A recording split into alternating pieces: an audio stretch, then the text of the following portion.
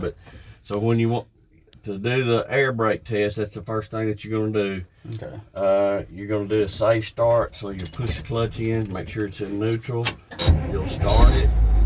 Make sure your air pressure is built up, which it is. Put it in low gear. Kill it. Turn your key back on so your light and buzzer will work. All right. Then you got 3 parts to the air brake test. You got the applied, leak down, and emergency.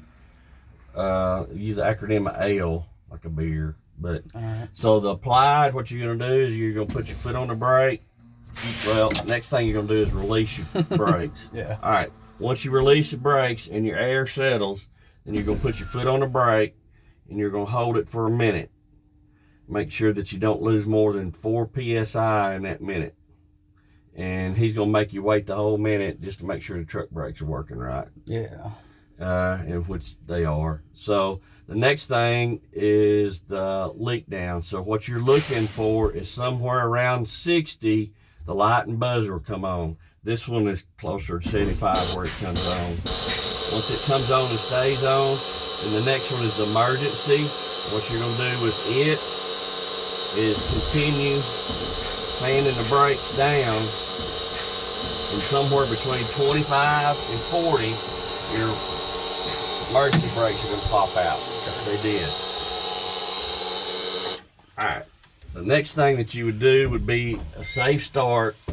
You don't physically have to do the rest of it. You just talk yourself through it. So what you do is do a safe start, build your air back up.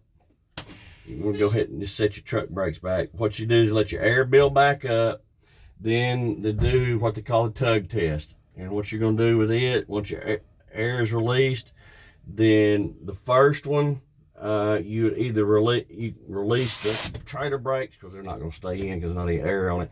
Put it in low gear, and you would let out on the clutch enough to make sure that they're holding. Then the next one you would do would be to pop the trailer brakes back out, release the truck brakes, put it into low gear, and ease up on it just to make sure that the trailer brakes are holding like they should. Then the next one you would release both of them, because it's not going to stay in because there's no air on it, but you would release both of them, and then you get up in low gear, get up to about 5 miles an hour. And what you're looking for is to make sure your speedometer's working. Then you gently touch the brakes to stop it, to make sure it doesn't turn to the right or left, and make sure your brakes aren't out of adjustment. That's the air brake test, and you got to get 100% on it. So that's what you really need to make sure you got down good before we go up there. Then the rest of it, you'd start and you do the rest of the end cab. If you want to stop that where you got that just with the